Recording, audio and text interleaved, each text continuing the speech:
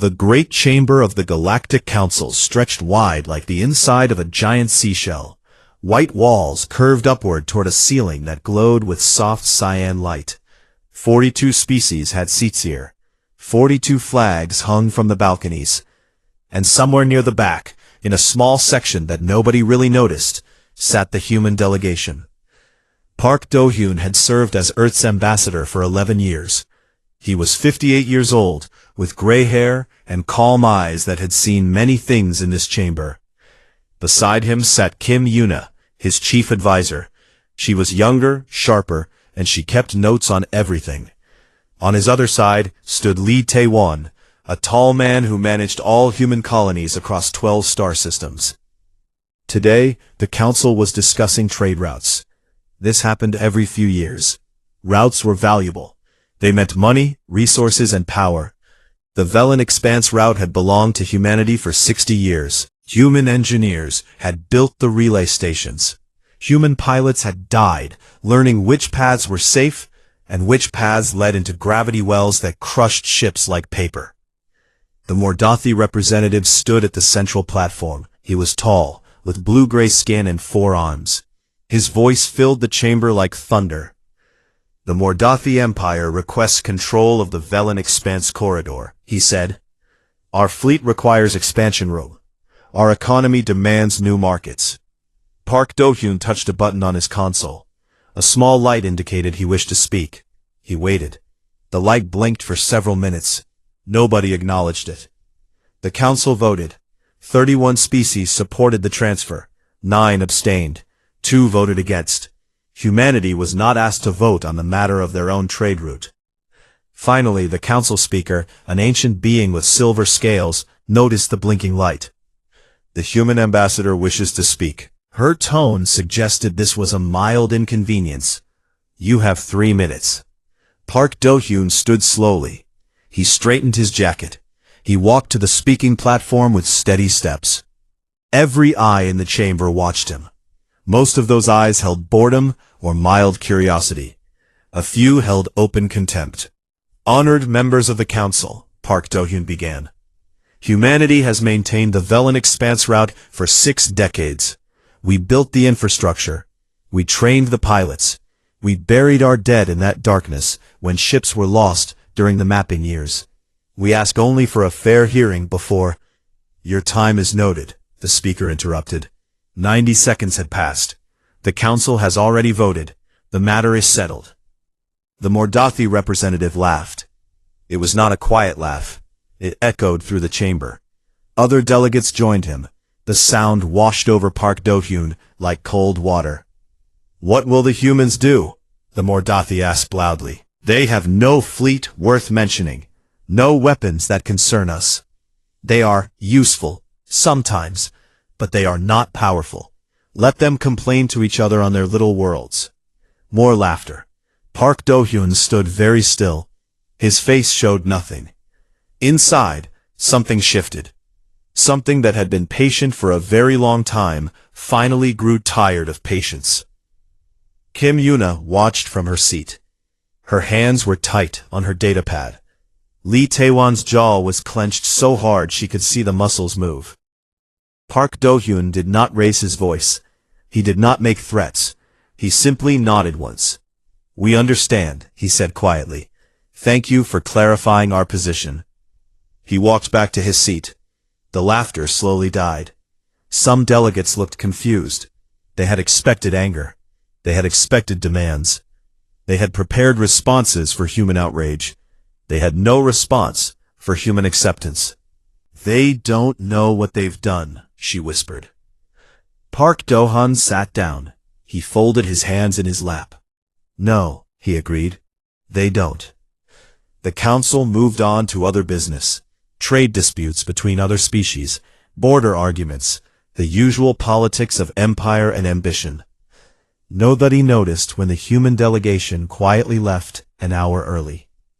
That night, Park Do-hyun sat alone in his quarters, aboard the human diplomatic station.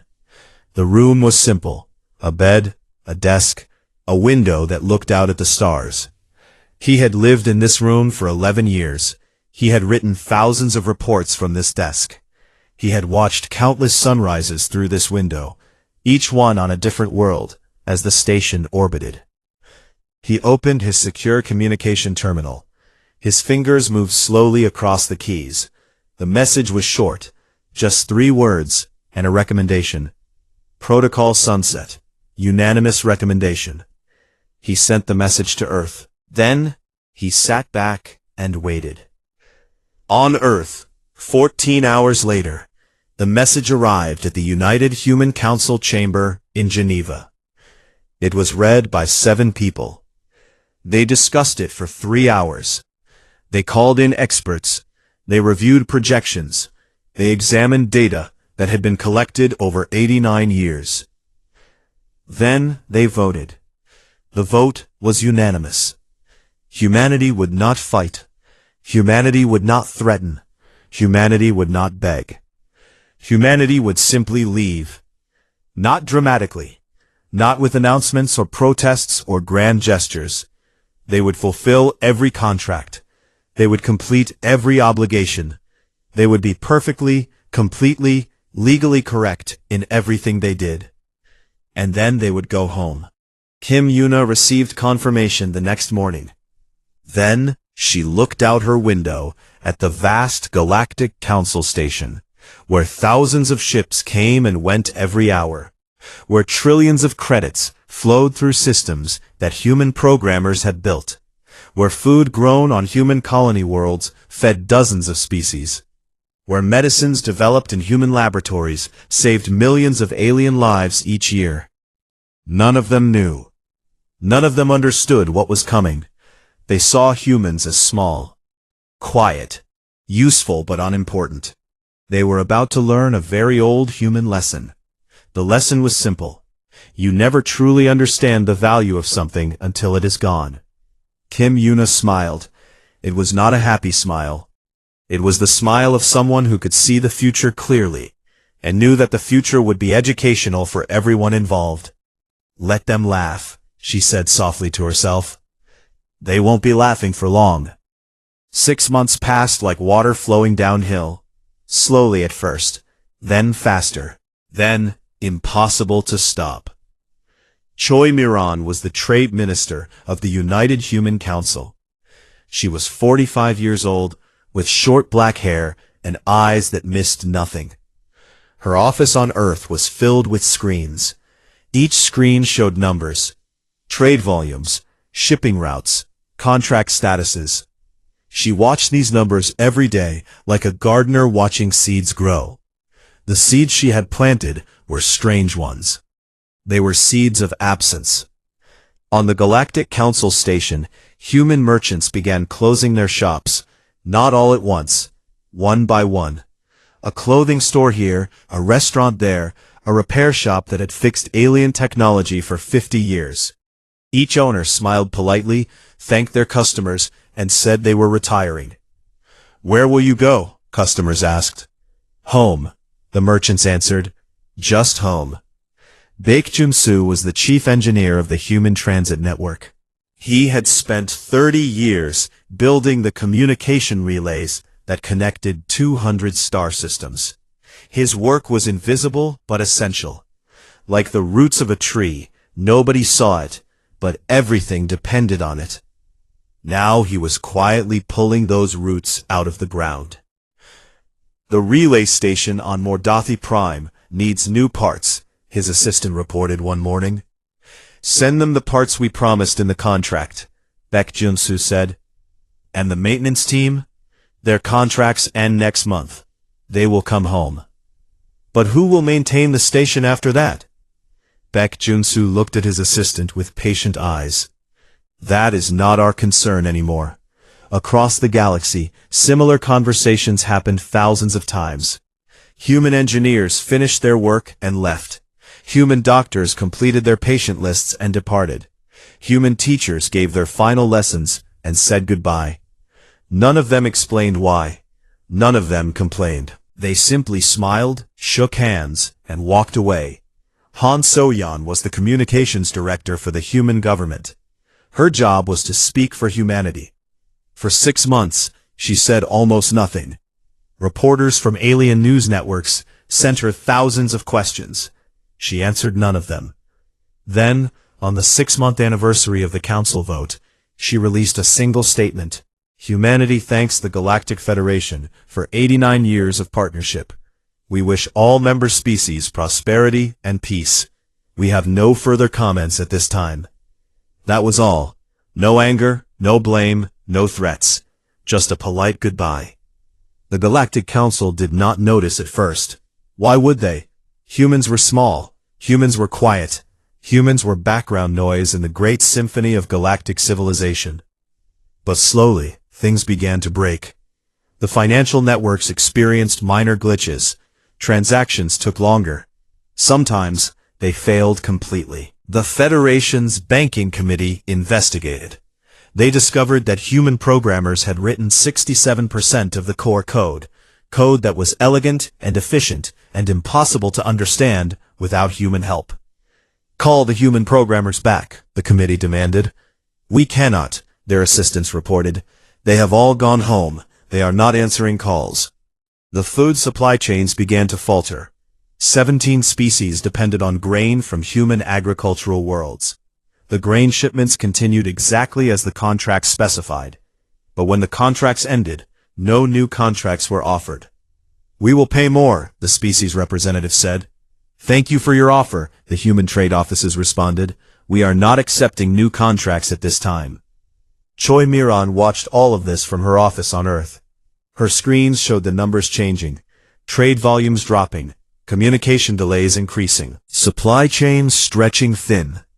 They are starting to panic, her assistant said. No, Choi Miran corrected. They are starting to worry. The panic will come later. On the edge of human space, something strange happened. The borders did not close. There were no warships, no weapons platforms, no defensive stations. Human space simply grew quiet. Ships could still enter. Nobody stopped them. But there was nothing to find. The trading posts were empty. The communication relays were silent. The colonies were still there, still alive, still working, but they had turned inward. They traded with each other. They spoke with each other. They had no interest in the outside galaxy. It was not a wall. It was not a barrier. It was something worse. It was indifference. The Mordathi Empire sent a diplomatic ship to investigate. The ship entered human space without trouble. It flew for 3 days. It found nothing but silence. No response at all. The diplomats on board grew nervous. They were trained for negotiation. They understood threats and counter-threats. They did not understand being ignored. They must want something, the lead diplomat said. Everyone wants something. But humans wanted nothing from them. That was the terrible truth. Humans had simply decided that the galaxy was not worth their time anymore. Han Soyan received a message from the Mordathi diplomatic ship. It was a formal request for talks. She read the message. She considered it for exactly 30 seconds. Then she sent her reply. Thank you for your message. We hope you have a safe journey home. Nothing more, nothing less, just polite words that offered nothing. Choi Miran smiled when she heard about the reply. It was a small smile, but it was real. They expected us to be angry, she said. They prepared for our anger. They had plans for our anger. And now? Her assistant asked. Now they have nothing to push against. No enemy to fight. No demands to refuse. Just empty space where humans used to be. She turned back to her screens. The numbers continued to fall. Somewhere out in the galaxy, something important was beginning to collapse. And humanity was simply sitting at home, watching it happen, waiting for the universe to understand what it had lost. The quiet withdrawal was complete. The consequences were just beginning. 2 years after the withdrawal, the galaxy began to understand fear. The Mordathi Empire had celebrated when they received the Velen Expanse trade route. Their admirals had made speeches. Their merchants had made plans. Their emperor had declared a new age of prosperity. Now, Their ships were dying in the darkness. The Velen expanse was not a simple path through space. It was a maze of gravity wells, radiation storms, and collapsed stars. Human pilots had spent 40 years mapping safe passages through this maze. They had marked every danger. They had recorded every trick of navigation. They had written all of this knowledge in databases that only humans could fully understand. The Mordathi had the route. They did not have the knowledge. In the first year, they lost 12 ships. In the second year, they lost 31. Each ship carried crew, cargo, and hope. Each loss was a wound that bled money and morale. Why did the humans never lose ships? A Mordathi admiral demanded. They did lose ships, his advisors answered. In the beginning, 40 years ago, they learned from each death. They built that learning into their systems. Then give us their systems. We have their systems. We do not have their understanding. This was the truth that the galaxy was slowly learning. Human technology was not magic. It was not superior in obvious ways. It worked because humans understood it completely. They had built it piece by piece, learning from every mistake, improving every design. Taking the technology without taking the understanding was like stealing a book written in a language you could not read. No Hyjin was a historian. She was not human, but she had studied humans for 30 years. She had lived among them. She had learned their language, eaten their food, celebrated their holidays. She had chosen a human name because she respected their culture. Now she sat in her study on a world far from human space, writing what she called the human record. It was her attempt to explain what was happening. We measured human worth by their weapons, she wrote. This was our first mistake. Humans never had great warships. They never built planet-killing weapons. They never conquered through force. So we thought they were weak. She paused, looking out her window, at a city that was slowly growing dark. The power grid was failing. Human engineers had designed it. No one else knew how to fix it. We never counted their hands, she continued. The hands that built our networks. The hands that grew our food. The hands that healed our sick. We never noticed how many human hands were holding our civilization together. Until those hands let go. On 12 worlds, food shortages began. Human agricultural colonies had fed billions of alien citizens. The food had been cheap, reliable, and abundant. Now it was gone. Alien farmers tried to grow the same crops. They failed. Human agricultural scientists had spent generations perfecting those crops for alien soil. The knowledge existed in databases, but databases could not answer questions. Databases could not solve unexpected problems. Databases could not think. Kang Donghe had been one of those scientists. He was 60 years old now, retired on a quiet farm on Earth. He grew vegetables for his family and spent his evenings reading old books. One evening, his communication terminal lit up with an incoming message. He looked at the sender. It was from a Federation Agricultural Ministry. They were begging for help. Our crops are failing, the message said. Millions will starve. Please, we will pay any price.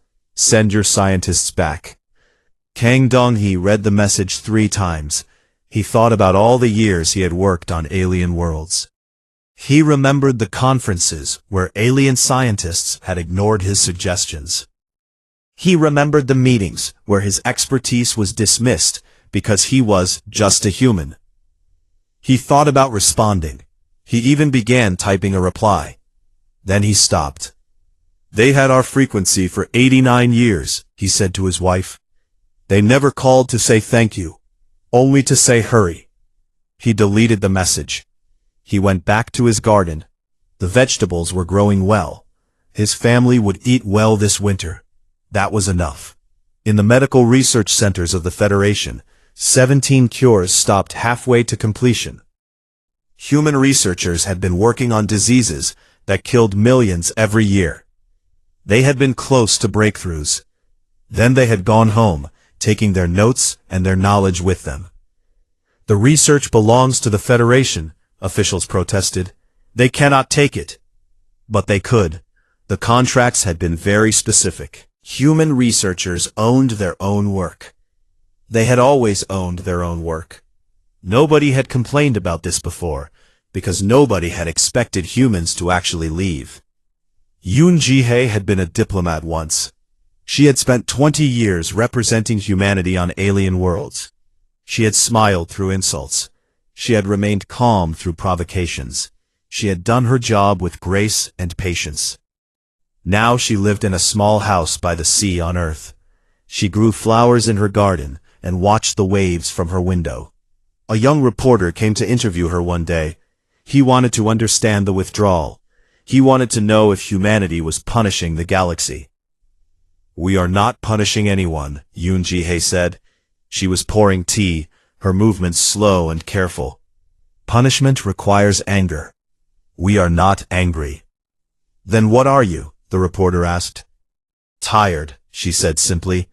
"We spent 89 years helping others. We asked for nothing in return except respect. We did not receive it, so we stopped helping. That is all." "Do you miss the stars?" Yoon Ji-hye smiled. It was a peaceful smile, with no bitterness in it. "The stars will call us back," she said, "when they are ready to ask nicely." The reporter wrote his story. It spread across human space. People read it and nodded. They understood. They had all felt the same tiredness, the same quiet resignation, the same decision to simply stop trying to impress people who would never be impressed. Out in the galaxy, the unraveling continued. Systems failed. Supply chains broke. Old alliances crumbled as species blamed each other for driving the humans away. And on Earth, on 100 colony worlds, humanity waited, not with weapons, not with demands, just with patience, and the certain knowledge that eventually the galaxy would come knocking on their door. When that day came, humanity would decide if they wanted to answer. 5 years after the withdrawal, the Galactic Federation began to tear itself apart. The great chamber that had once held 42 species now echoed with angry voices. Delegates shouted at each other. Alliances that had lasted centuries shattered in single afternoons. Everyone was looking for someone to blame. "The Mordathi drove them away," one delegate screamed. "Your arrogance cost us everything." "We only took what the council gave us," the Mordathi representative shouted back. "You all voted. You all laughed." "We did not laugh. We abstained." "Abstaining is the same as approving. You are all guilty." The speaker tried to restore order. Her voice was lost in the chaos. She was old now, older than before, and tired in ways that had nothing to do with age. She had led this council for decades. She had watched it grow strong. Now she watched it crumble. On Earth, Shin Eun-ji observed these events with calm eyes. She was the Speaker of the Human Council, elected 3 years after the withdrawal. She was 52 years old, with a quiet voice and a will like iron. "They are destroying themselves," her advisor said. "Should we intervene?" "No," Shin Eun-ji said. "This is their lesson to learn. We cannot learn it for them." Moon Jae-woo was a military historian. His job was to record events for future generations. He had expected to document wars and battles. Instead, he was documenting something stranger. A collapse without combat. A defeat without a single shot fired. "They expected us to rage," he wrote in his records. "They had prepared for human anger. They had strategies for human threats. They had defenses against human weapons. But we gave them none of these things. We gave them nothing at all. And against nothing, they had no defense." The Mordathi Empire made the first desperate move. They gathered a fleet of warships.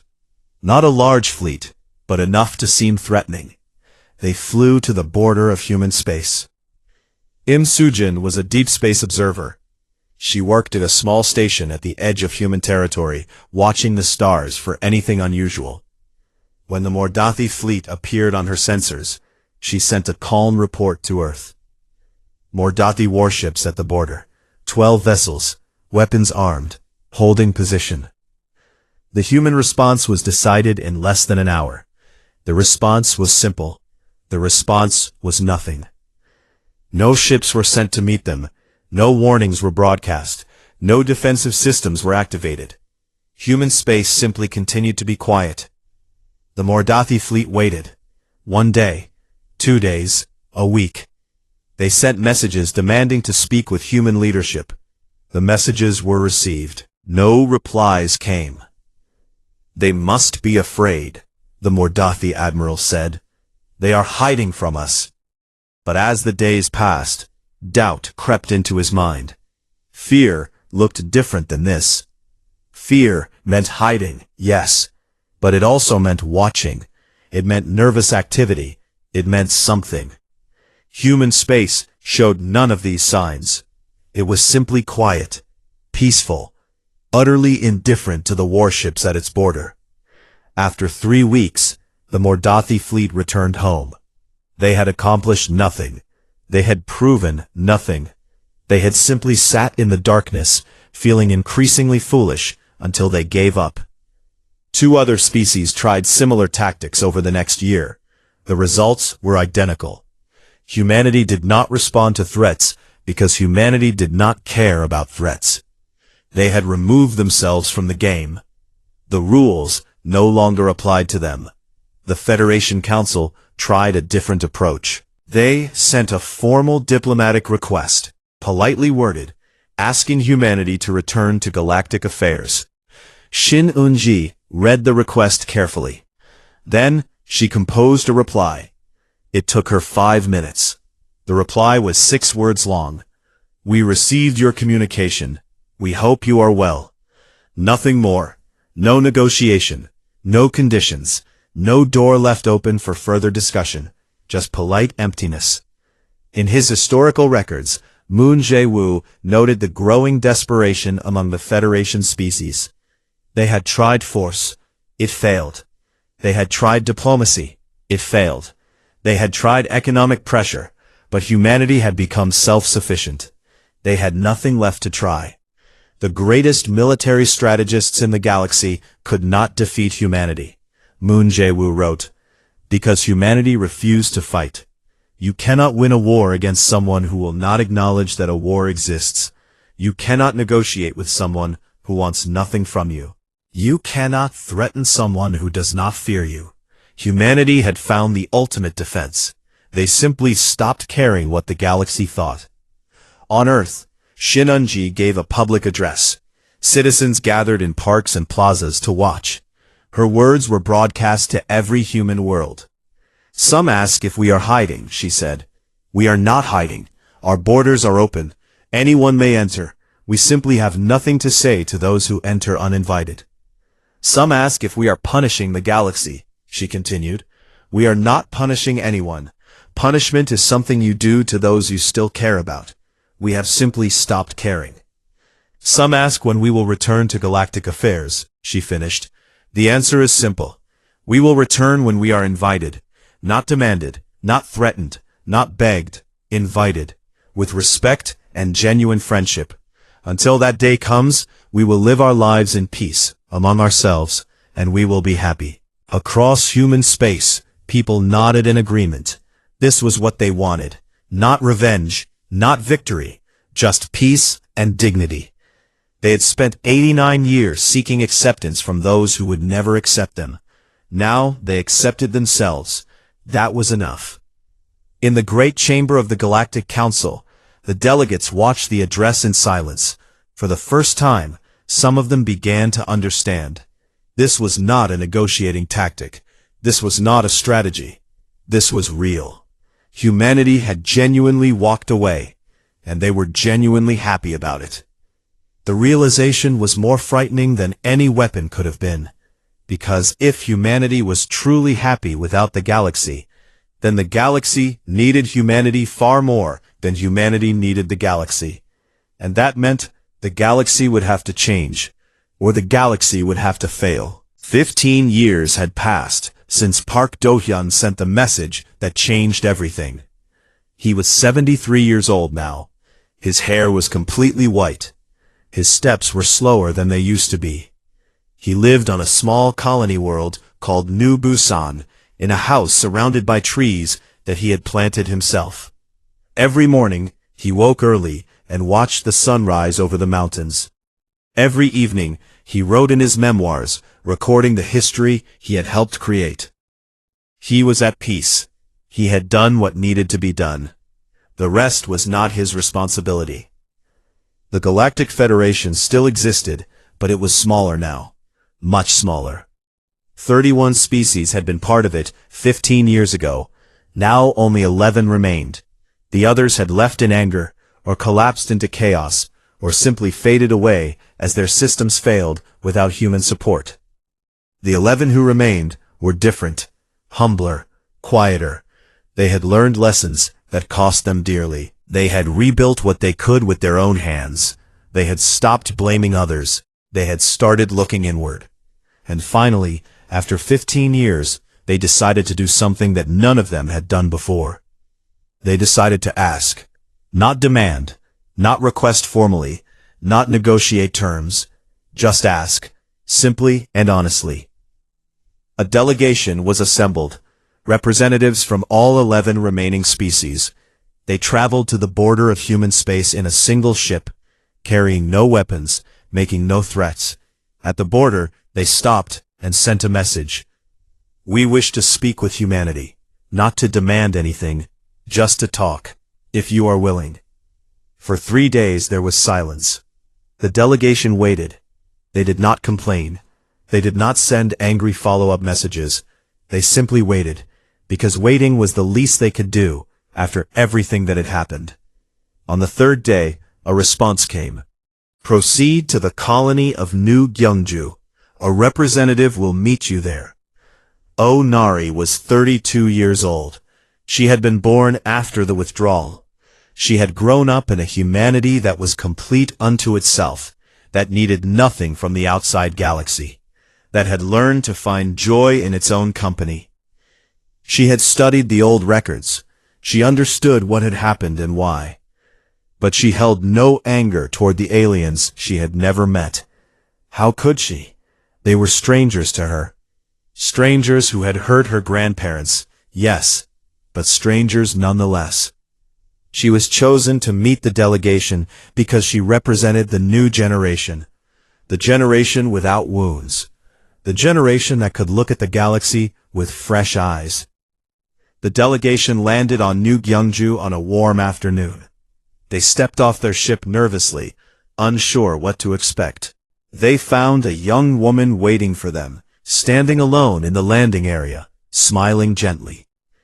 Welcome to human space, Onari said. I hope your journey was comfortable. Please, come with me. I have prepared tea. The delegates looked at each other in confusion. They had expected formal meetings, official protocols, negotiations. Instead, they were led to a simple building with large windows that looked out at green fields. Inside, a table was set with cups and a steaming pot of tea. Please sit, Onari said. We have much to discuss. But first, let us drink together. It is an old human custom, sharing tea before serious conversations. They sat, they drank.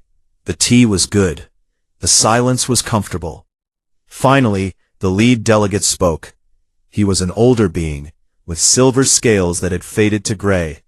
Onari recognized his species. They had been one of the ones who voted against humanity 15 years ago. We would like humanity to return, he said. His voice was quiet, almost humble. To the galactic community, we know we have no right to ask. We know we treated you badly, but we are asking anyway. Onari set down her cup. She looked at him with curious eyes. Why? She asked. Not angry why, just curious why. What has changed? The delegate struggled to answer. He looked at his colleagues. They looked back at him, helplessly. Because we were better when you were with us, he finally said. Not because of what you built. We understand that now. It was not your technology that mattered. It was not your food or your medicine or your engineers. He paused, searching for words. It was how you made us think about building, he continued. When humans were in the room, we thought differently. We planned differently. We considered things we would not have considered otherwise. You made us more than we were. And we did not realize it until you were gone. Nari listened carefully. She did not interrupt. When he finished, she remained silent for a long moment.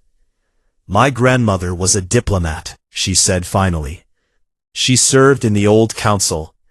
She told me stories about the insults, the dismissals, the laughter. The delegate lowered his eyes in shame. But she also told me something else, Onari continued. She told me that anger is a chain. It binds you to the past. She told me that the only way forward is to let go of the chain. Not for others, for yourself. She stood and walked to the window. Outside, children were playing in the fields. Their laughter drifted through the glass. Humanity has let go of its anger, she said. We are not the same people we were 15 years ago. We do not need revenge. We do not need apologies. We have built good lives here. We are happy. This sounded like rejection. But, Onari said, turning back to face them, we also remember what friendship is supposed to feel like. We remember that the galaxy was not always unkind. We remember that there were good moments, good people, good connections. She returned to her seat and looked at each delegate in turn. Humanity will consider your invitation, she said. Not because we need you, but because we remember what friendship means, and because we hope you have learned to remember it too. The delegates left the next day. They carried no promises, no agreements, no treaties. They carried only hope, and perhaps that was enough. On New Busan, Park Do-hyun watched the news coverage of the meeting. He saw Onari's face, heard her words, understood her meaning. Tears rolled down his wrinkled cheeks. This was what he had hoped for. Not victory, not submission, just recognition. Just the simple admission that humanity had been valuable. That humanity had been worth respecting. That humanity had mattered. His grandson, Cha Min-ho, was 10 years old. He sat beside his grandfather, watching the same broadcast. Grandfather, the boy asked, are we going back to the stars? Park Do-hyun wiped his eyes and smiled at the child. We never left the stars, little one, he said. We just stopped carrying people who did not want to walk beside us. Will we carry them now? Park Do-hyun looked out the window at the mountains he had watched for 15 years.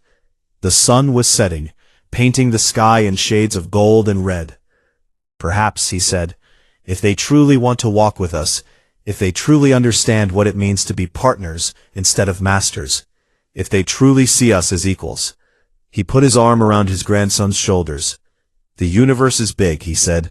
There is room for many friends.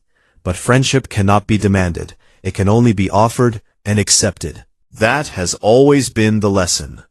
Somewhere in the galaxy, 11 species were learning this lesson at last. Whether they had learned it well enough remained to be seen. But for the first time in 15 years, there was hope. And hope, Park Do-hyun knew, was where all true change began.